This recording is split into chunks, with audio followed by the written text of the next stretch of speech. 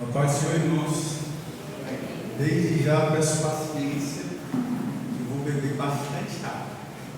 Estou com a voz mais irritada esses dias. Estou melhor daquilo que eu já estive. Vamos abrir a palavra de Deus no livro de Hebreus, sobre o Deus da paz. Hebreus capítulo 13. Vamos ler 2 versículos para ficar fechadinho a ideia que quero trazer para os irmãos nessa manhã.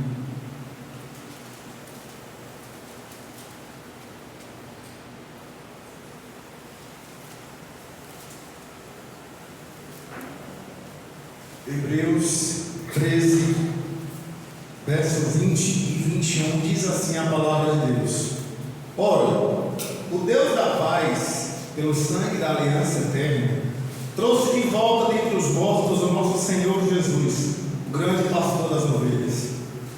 Que Ele aperfeiçoe vocês em todo bem, para fazerem a vontade dEle e operem em nós o que lhe é agradável, por meio de Jesus Cristo, a quem seja a glória pelos séculos dos séculos. Amém.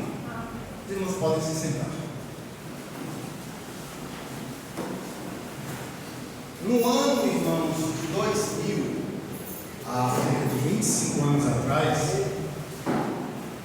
foi lançado um filme, irmãos, pela produtora americana, chamado Mar em Fúria.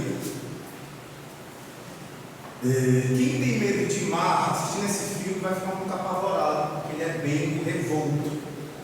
Esse filme, irmãos, conta a história de um capitão chamado Billy Tye, que saiu num navio pesqueiro chamado Edgar Gaia, isso no Oceano Atlântico Norte. Isso aconteceu em 1991, esse navio pesqueiro saiu de Massachusetts, indo em direção ao oceano para poder fazer pesca grande. Era um navio que muitos navios estavam regressando, ele decide ir pescar.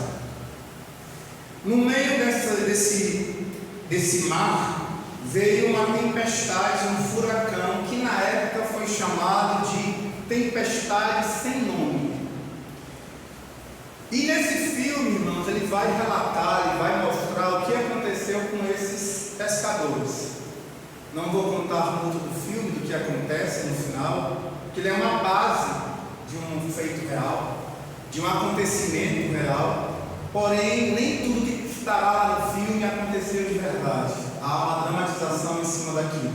Mas o que a gente vê no filme que traz um impacto para quem assiste é ondas violentas, um mar revolto. A produção do filme coloca uma imagem de um barco sendo levantado praticamente numa onda de 15 metros.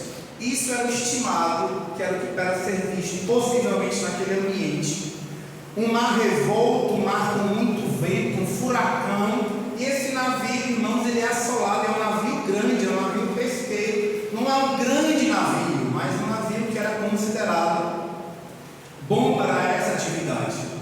E eles, irmãos, quando acontece isso lá, eles pescam, só que acontece um imprevisto nessa pesca, nesse barco. A geladeira desse barco quebra por causa dessas ondas, acontece um problema lá, e eles agora têm que tentar fazer algo mais urgente, que é tentar voltar.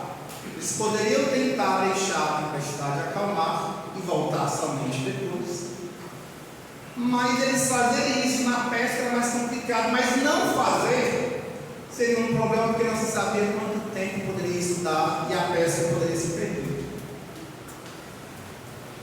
Quando os irmãos um dia tiverem acesso a esses filmes, os irmãos vão ver o quanto o mar é violento. Hoje na internet a gente passa uns vídeos, talvez até apareça para os irmãos, eu estou falando isso, né? A inteligência do WhatsApp acaba pegando, vai aparecer, talvez, pode ser que sim. E aí, irmãos, a gente vê aquela cena daqueles barcos sendo levantados. Um dia um irmão lá do Murico me falou: meu filho, vamos pescar? Nessa época eu não sabia nadar. Não há perigo para isso. Não há perigo eu fazer isso. Porque hoje, irmãos, eu fico mais à vontade sem o chão da piscina, mas é da piscina, a borda está logo ali. No mar ficaria sem chão, mas não tem essa bordinha, né? E ele diz: irmão, filho, mas eu não vou achar legal, não, porque tem hora que a gente está assim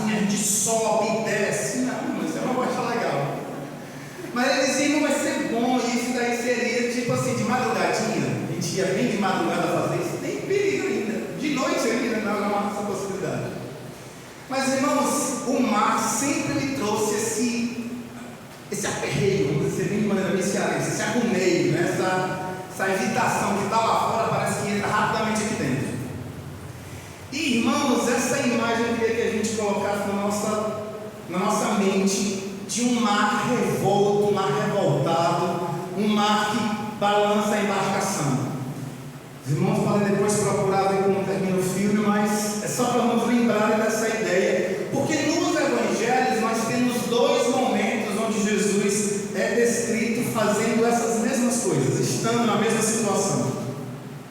Uma é no evangelho de Mateus, eu vou me dedicar a Mateus, porque Mateus vai contar esses dois feitos de maneira diferente dos outros evangelhos. O primeiro momento está em Mateus 8, verso 23. Ele vai citar, irmãos, que Jesus entra num barco com os discípulos e de repente vem uma forte tempestade, levantou sobre o lago que eles estão lá, e de forma que as ondas inundavam o barco.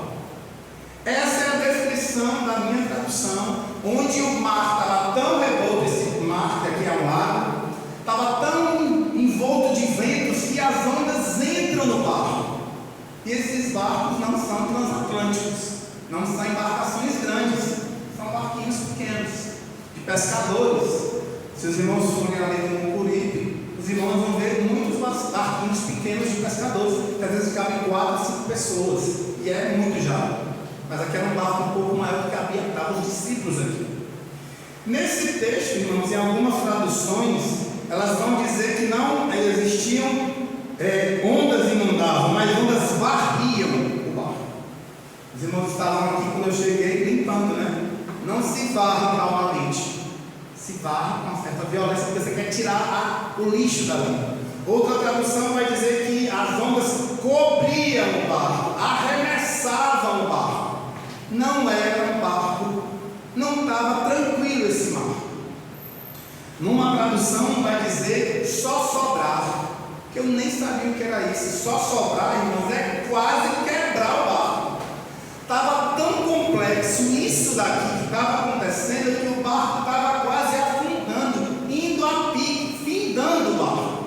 Era assim que esse barco aqui estava. E nós sabemos, irmãos, como estava. Nós já lemos disso daqui, até para as crianças a gente conta essa história.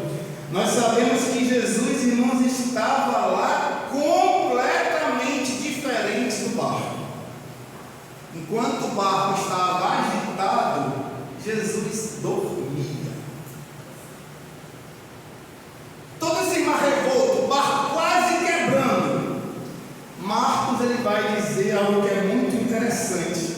Jesus dormia com o travesseiro. Marcos escreve que ele dormia, mas com travesseiro, sim, de boa. Os discípulos, irmãos, nesse momento aqui, os irmãos sabem como estavam os discípulos? Mas eu estava me tremendo todo se estivesse nesse barco. Os discípulos vão acordar o Jesus. Eles vão acordar, nós vimos isso, Senhor, e a observação dos discípulos é: Senhor, nos salva, a gente vai morrer, não te importa que perecemos. Irmãos, os discípulos tinham a impressão naquele momento que iriam morrer ali. Não eram aqueles barcos das montanhas russas, que a gente sabe que vai e volta e vai parar. Só esse barco que arrancava nele, aquela barca que sobe e desce. Não era esse barco, eles não sabiam que tinha 1 minuto, eles não sabiam quanto tempo estariam ali. E Jesus, irmãos, dormindo tranquilamente. Um outro momento, já nós vamos fazer mais disso, um outro momento que vai falar sobre Jesus no mar, que é aqui depois dele alimentar uma grande multidão, e depois ele vai embora com os discípulos no barco. Ele faz algo diferente nesse momento. Aqui ele não vai no barco. Em Mateus capítulo 14, a partir do verso 22, Jesus não vai no barco, não entra no barco. Nesse versículo 14 e 22, Jesus diz, a Bíblia diz que Jesus insistiu que eles fossem na frente. Vão na frente, eu vou depois. Como é que Jesus é depois? Alguém pode pensar. Ele vai depois, então ele vai depois. Quando eles estão lá no barco, irmãos, a Escritura diz a seguinte coisa. E Jesus insiste para que eles atravessassem um barco e fossem adiante para o outro lado, verso 22. Enquanto ele despedia a multidão, Jesus foi conversar com o povo embora. Tendo despedido a multidão, subiu sozinho ao monte a orar. Ao anoitecer, ele estava ali sozinho, verso 24. Mas o barco já estava a considerável distância da terra, fustigado pelas ondas, porque o vento soprava em sentido contrário. Outros evangelhos vão dizer que eles remavam com dificuldade. Outras traduções falam que não fustigava, mas o vento açoitava a embarcação. Imagine aí um barquinho, irmão, sendo açoitado pelo vento. A dificuldade desses pescadores em manejar esse barco. Irmãos, era uma situação muito complicada, muito difícil, né? Imagine aí você num barco. Se eu, irmãos, eu fico no mar até a minha cintura no máximo, porque a agitação da alma está na minha. Imagine aí esse vento balançando esse barco. E, irmãos, Jesus também aparece aos discípulos, mas não aparece dormindo. Ele aparece andando nesse mar. Enquanto os discípulos, irmãos, não conseguiam nem remar, Cristo ele aparece caminhando. Como diz o povo hoje, de boa na rua, literalmente. Estava ali andando, irmãos, andando até chegar aos discípulos. E Mateus é o único evangelho que vai falar sobre Pedro ter ido até Jesus. Os outros não contam. Na minha cabeça tudo contava, irmãos. Mas somente Mateus conta isso. Os outros falam até que os discípulos recebem Jesus no barco. Sim, coloca a vida aqui. Aí só Mateus cita que Pedro anda. E, irmãos, a carta lá de Hebreus que a gente leu, o final, né? A gente leu o final dela. Ela vai. Hebreus é para uma comunidade onde muitos anos já se passaram da fé aqui. Nós não sabemos a data certa desse livro. Nós não sabemos, irmãos, o público específico aqui, ou ele falava para Roma, para a Itália, lá no final do capítulo vai citar isso, que os irmãos da Itália saúdam. Alguns tradutores acham que ele está saudando a Itália, outros acham que ele está lá recebendo, dizendo, ó, os irmãos daqui estão saudando. Está uma série de gente. O autor nós não sabemos, mas esse livro aqui, irmãos, ele vai trazer muitas coisas importantíssimas sobre Cristo aqui. O texto que nós lemos vai falar que o Deus da paz, a minha tradução diz assim, o Deus da paz, pelo sangue de Jesus, pelo sangue da aliança, eterna aliança, trouxe de volta a Cristo, o grande pastor, e ele aperfeiçoa vocês. Não é um Deus de paz, é um Deus da paz. Eu queria trazer nessa manhã a ideia, irmãos, de Jesus não é um Deus que me dá a paz, mas o Deus que Ele é a paz, é o Deus da paz, Ele é possuidor dessa paz. Eu tive que ir para a gramática, viu, irmã Sandra, para entender a diferença de Deus de paz para Deus da paz, porque algumas traduções colocam assim. A tradução que me dá a entender que é um Deus de paz, é um Deus que me dá essa paz, é um Deus que me transmite a paz, e certamente nós temos. Nós estudamos para a justificação pela fé, onde vimos que pela fé nós recebemos, nós somos justificados pela fé e temos a paz com Deus, a paz de Deus habita no nosso coração, diz Filipenses, diz Colossenses, a paz está aqui. Mas é o Deus da paz que eu quero trazer nessa manhã para os irmãos, como Ele se porta, quem Ele é para nós, Deus da paz. Como é que eu tenho essa relação com esse Deus que é pleno de paz? Irmãos, o Jesus que está no barco dormindo, está andando no mar, Ele é completamente a paz ali. Todas as situações são ao contrário, mas nele repousa a paz. O mar estava agitado e Cristo está dormindo. Para você estar dormindo no travesseiro, tem que estar em paz, né? O salmista diz: eu me deito e logo pego no sono, tranquilamente. Me deito em paz e logo pego no sono. A ideia de deitar lá é ter paz. A ideia de poder caminhar, irmãos, em qualquer ambiente, é ter a paz. Jesus é esse ser que tem a paz. Nesse livro de Hebreus, irmãos, vai colocar Jesus acima de todas as coisas que a lei falava. Esse livro de Hebreus, irmãos, vai detalhar muitas coisas que nenhuma outra carta de Paulo detalhou sobre as coisas do Antigo Testamento. No capítulo 1 ele vai dizer que nós ouvimos a Deus de diversas formas, mas agora nós ouvimos o Filho. No capítulo ainda 1 ele vai dizer que Jesus ele é superior aos anjos, porque os anjos, irmãos, para o povo judeu eram uma figura muito importante. Eles entendiam, alguns judeus, que até a lei de Deus foi trazida por anjos. Há um texto em Atos que cita isso, que eles entendem que eram os anjos que traziam a lei, e Jesus é superior a essa lei. Quando nós falamos para os judeus, Moisés é a pessoa mais importante. E aqui no capítulo 3 vai dizer que nós temos com Jesus foi considerado digno de maior glória de Moisés. Jesus ele é maior que Moisés. No capítulo 5 e parte do 9 vai dizer que Jesus ele é um sacerdote superior.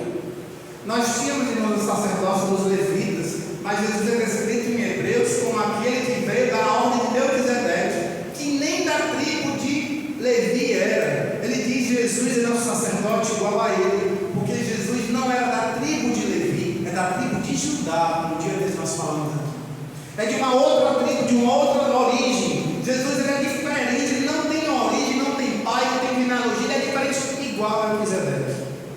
E quando vai falar de Melquisedeque, esse nome quer dizer rei da justiça.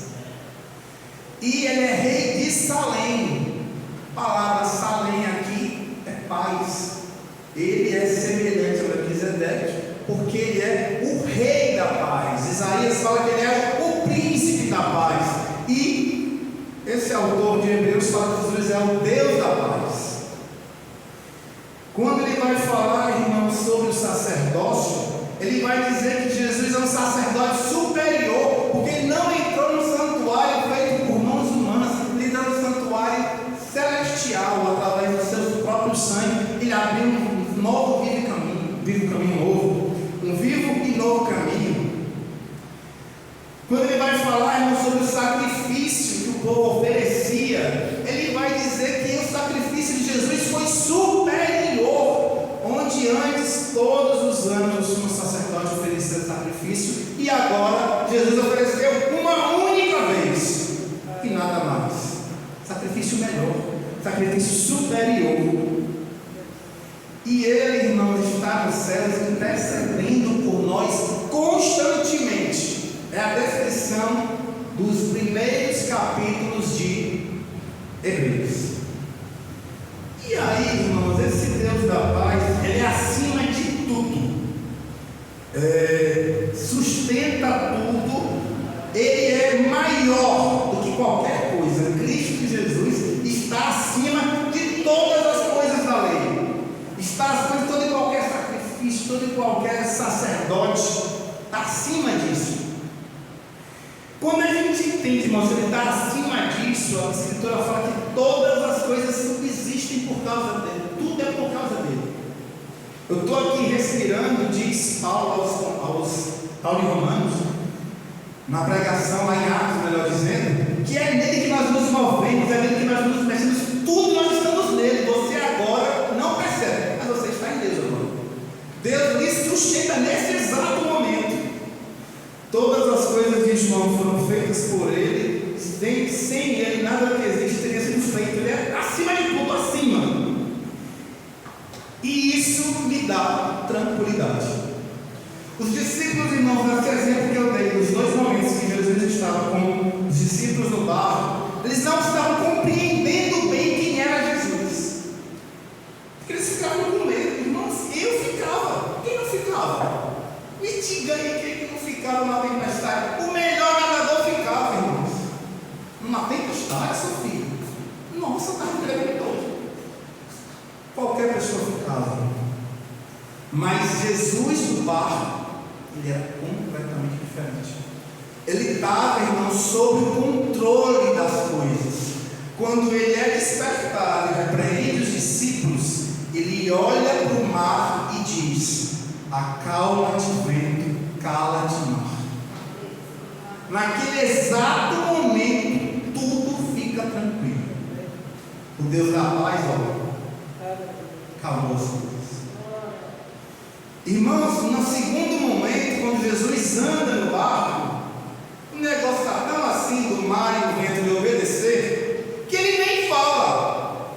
A Bíblia descreve que quando ele entra no barco, o vento se acalma e o mar se acalma.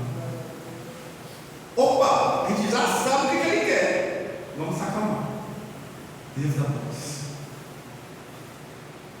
Irmãos, ter Deus da paz não quer dizer que vamos ter uma vida tranquila. Ele quer estabelecer isso. Agora eu tenho Deus da paz, a minha vida é sombra e água fresca. Não. Não é. Gostaríamos que fôssemos, mas não é. Essa igreja de Hebreus aqui, irmãos, sofreu muita coisa. Não é uma igreja assim fácil, não. Não é uma comunidade fácil. E é uma comunidade que eu digo para os irmãos, muito semelhante a cada um de nós. Muito semelhante. No sentido de ter fraquezas e debilidades. No capítulo 2 de Hebreus, depois os irmãos podem ler, Hebreus eu falei em uma parte, viu, irmãos?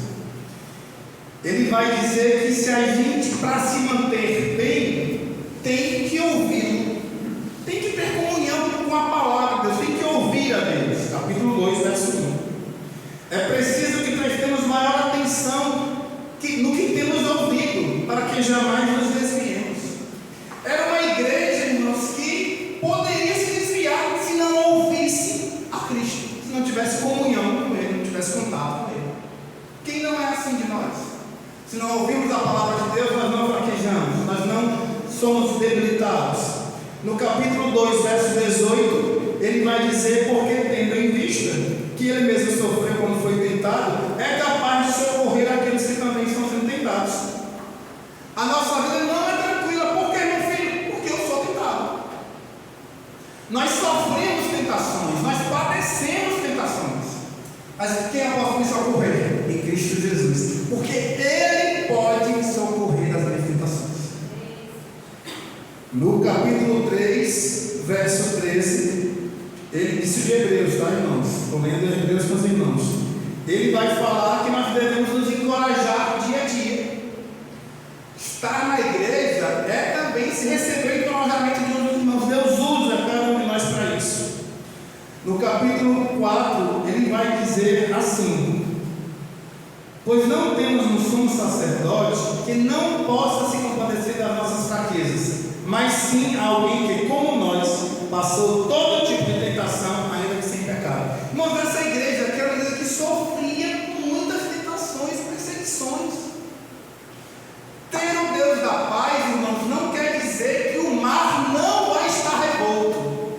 Ele vai estar lá porque ele tem controle sobre tudo. Essa é a diferença. Irmãos, eu entendo assim: Jesus poderia ter andado até os discípulos já acalmando tudo. Ele podia? Claro que podia. Ele poderia, irmãos, ser tipo assim o Mar Vermelho. O Mar Vermelho, o povo foi chegando lá, quando foi botando o pé no mar, a Escritura diz que quando eles foram colocar o pé na água, a água se abriu. Poderia, irmãos, ter acontecido assim, quando Jesus botou o pé, porque para ele ficou firme, né, de alguma maneira.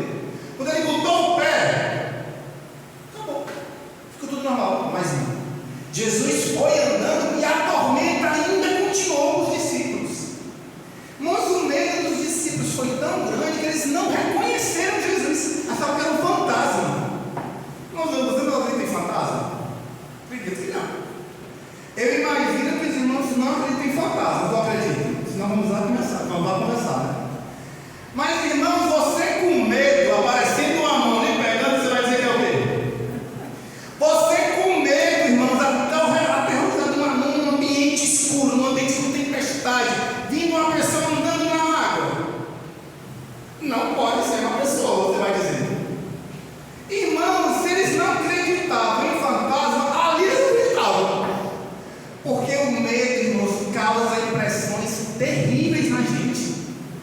A gente não vê, mas acha que viu.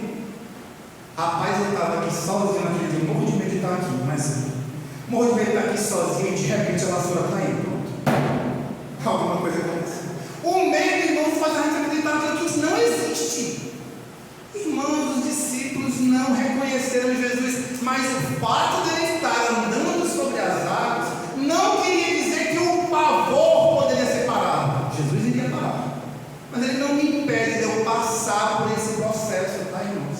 Esse processo de sofrer tentação, esse processo de eu ser provado, desse processo de eu ter sentimentos que talvez eu não deveria ter. Ninguém, irmãos, quer ter medo de ter angústias. Ninguém quer ter isso. Ou os irmãos querem?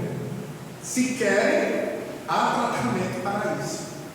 Mas nós não queremos ter sofrimento. Mas Deus não me retira esses sofrimentos, porque esses sofrimentos me aperfeiçoam. Versos capítulo 5 diz assim, verso 8: embora fosse filho, ele aprendeu a obediência por meio daquilo que sofreu, e uma vez aperfeiçoado, tornou-se a fonte da salvação eterna para todos os que lhe obedecem, e foi designado por Deus sumo sacerdote segundo a ordem de Melquisedeque. Irmãos, Cristo, ele padeceu, sofreu, aprendeu, vamos assim dizer, para que eu também passasse por isso. Jesus falou: vocês vão ser entregues à morte. Se perseguiram a mim, também perseguirão vocês. Mas Ele ainda é o Deus da paz, mesmo eu sofrendo. Essa igreja aqui, irmãos, era complicada. Não vou dizer que era fácil, não. Jesus, irmãos, lá em Hebreus 10, ele vai falar que os irmãos tenham confiança em ter acesso a Deus. Mas a tribulação é muito complexa, né? A gente não é, didaticamente, não é fácil aprender na tentação, na provação. Eu lendo Hebreus esses dias, irmãos, eu entendi uma outra percepção em ter Hebreus 11 lá para mim. Porque no meio de tudo que aconteceu, todas as palavras sobre quem é Deus, quem é Jesus para esse povo aqui, ele vai começar a falar de vários exemplos de fé. Vários. Mas são exemplos de fé que a vida deles não era um exemplo para tudo. Abraão não foi exemplo para tudo, Jacó não foi exemplo para tudo. Muitos personagens ali não foram exemplos. E eles todos passaram por processos bem complicados. José foi vendido, Moisés foi jogado num rio, mas depois foi criado. Moisés falou, o povo de Israel ficou no deserto. Quando eles vão falar sobre vários exemplos, eles citam Raabe. A meretriz lá em Jericó. Gosto dessa personagem. Irmãos, Raabe estava vendo o povo lá rodeando o lugar com a ideia de destruir Jericó. Ela teve medo, certamente, mas ela acolheu os pias de Israel, os hebreus. Todas essas pessoas no capítulo 11 de Hebreus, irmãos, não são pessoas que foram simples de viver. Ele vai dizer, quando ele resume, quando ele vai dizer, não vou ter tempo de falar deles, ele vai dizer assim, dos quais a fé, 11:33, conquistaram reinos, praticaram a justiça, alcançaram o cumprimento da promessa, apagaram o fogo, apagaram o poder do fogo, escaparam do fio da espada, da fraqueza tiraram força, tornaram-se poderosos na batalha, puderam fugas em exércitos estrangeiros. Houve mulheres que receberam, que pela ressurreição tiveram de volta seus maridos. Uns foram torturados e recusaram-se a ser libertados para alcançar uma ressurreição superior. Outros enfrentaram zombarias, açoites. Outros ainda foram acorrentados e colocados na prisão, apedrejados, cerrados ao meio, postos à prova, mortos à espada, andaram errantes, vestidos de peles de ovelhas e cabras, necessitados, afligidos e maltratados. Esses daqui, irmãos, eles também tinham o Deus da paz sobre finda o versículo dizendo: o mundo não era digno deles.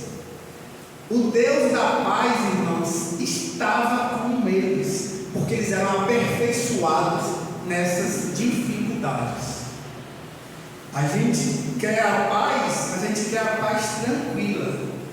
Mas Deus da paz está nessa situação.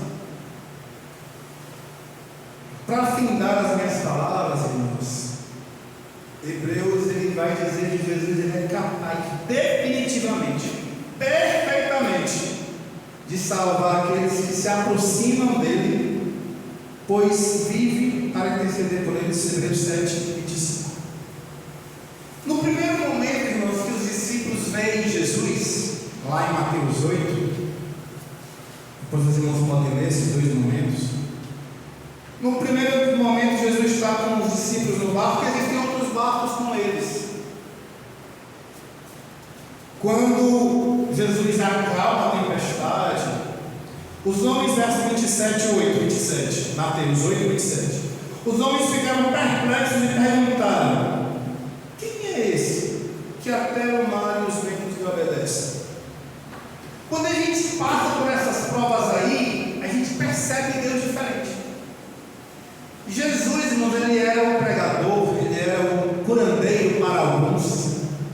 Ele era, irmãos, aquele que tinha palavras com autoridade, pregava como ninguém. O seu olhar era um olhar como ninguém. A sua saliva era uma saliva diferente. O seu toque era um toque diferente.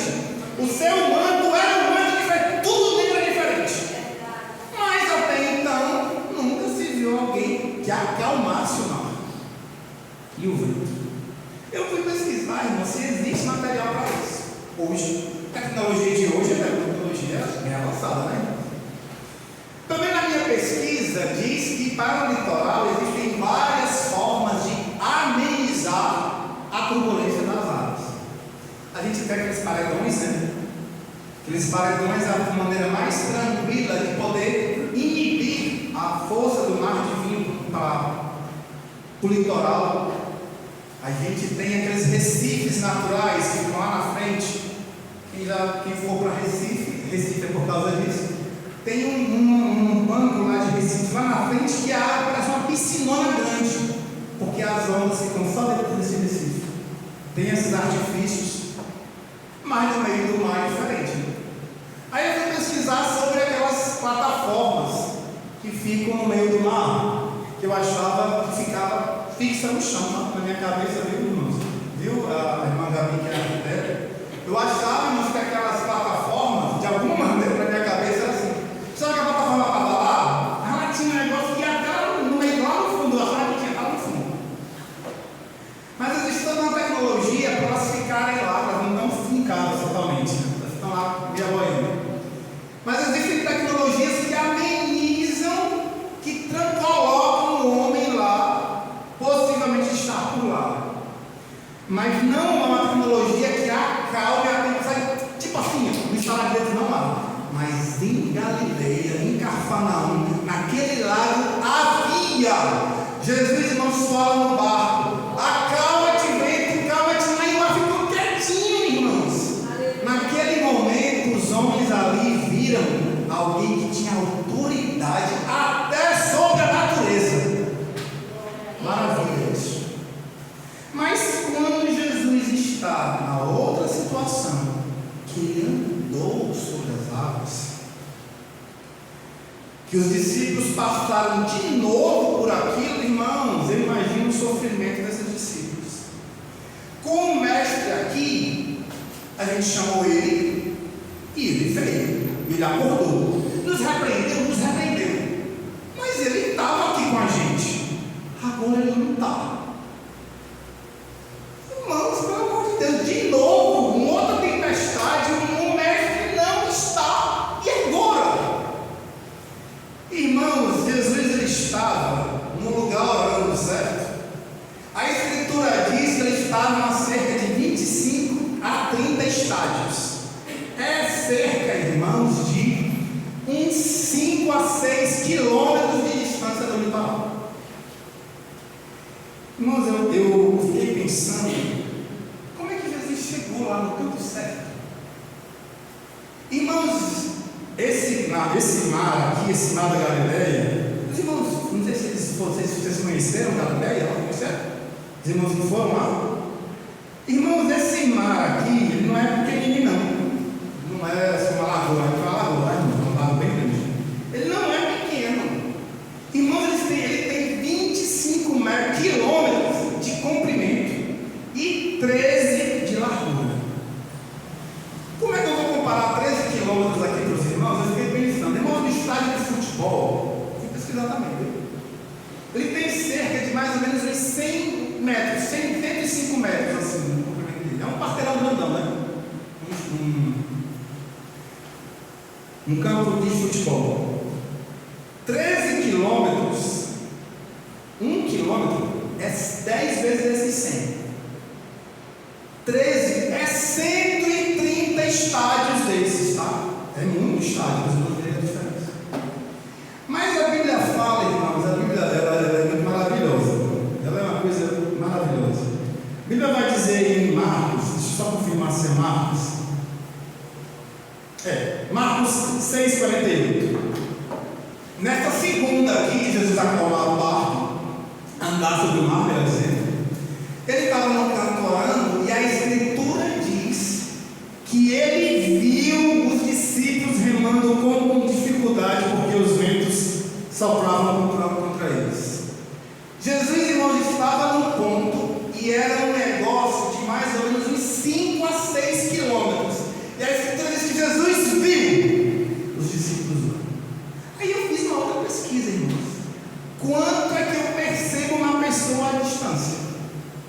Se eu ficar aqui quietinho, irmãos, aqui no início da BR, sendo um negócio plano, quanto de distância eu consigo ver o irmão Roberto?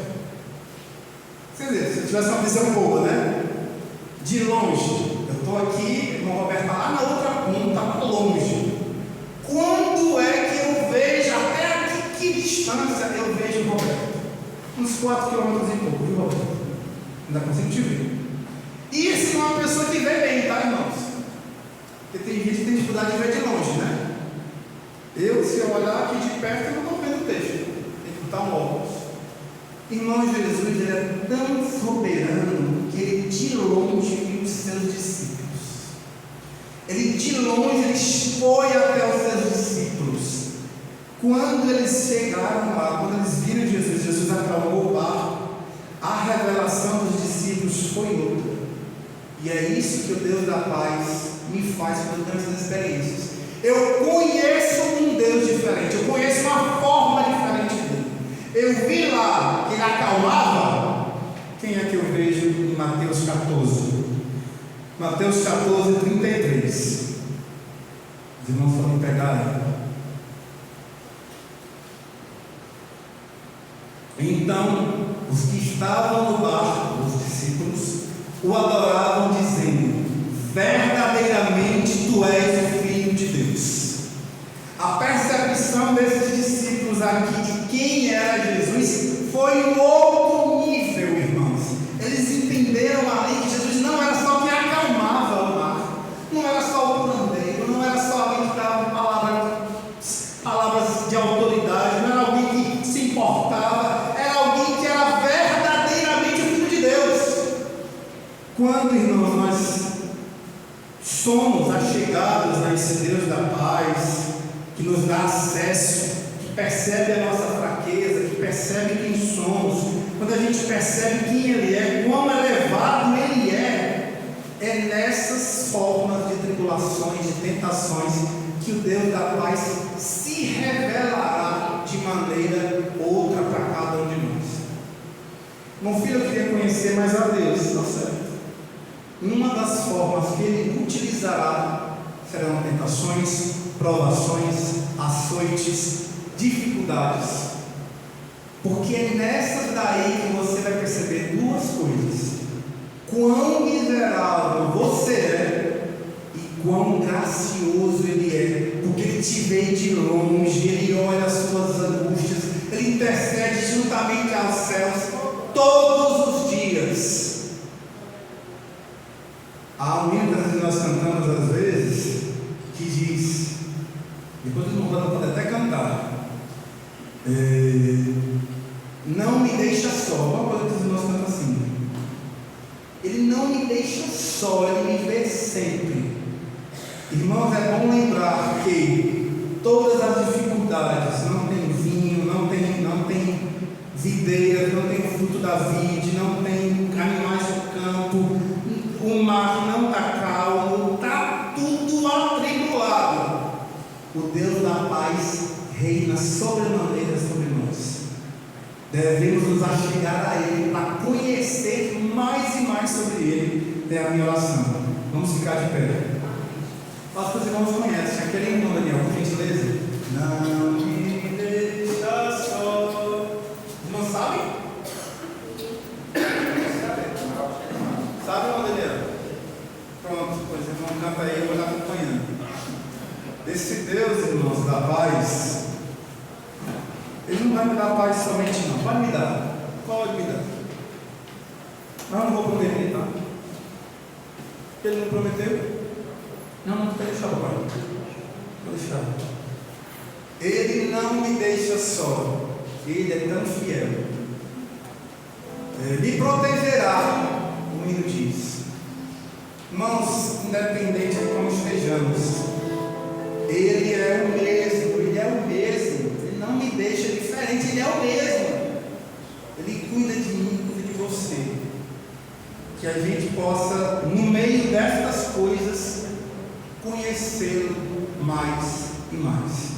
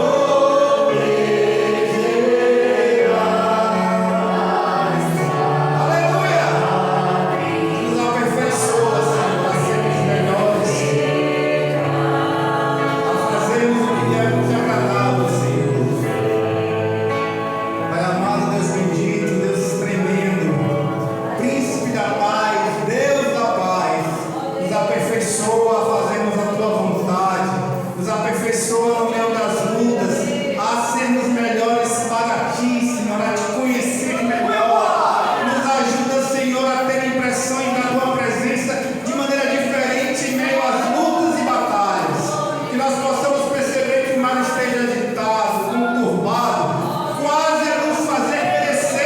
mas tu estás conosco, ou no barco, ou nos vendo de longe. Tu se achega, se aproxima e nos dá uma impressão poderosa de quem tu és. Pai amado, nesses dias que estaremos aqui, Senhor, Pai, nos abençoa,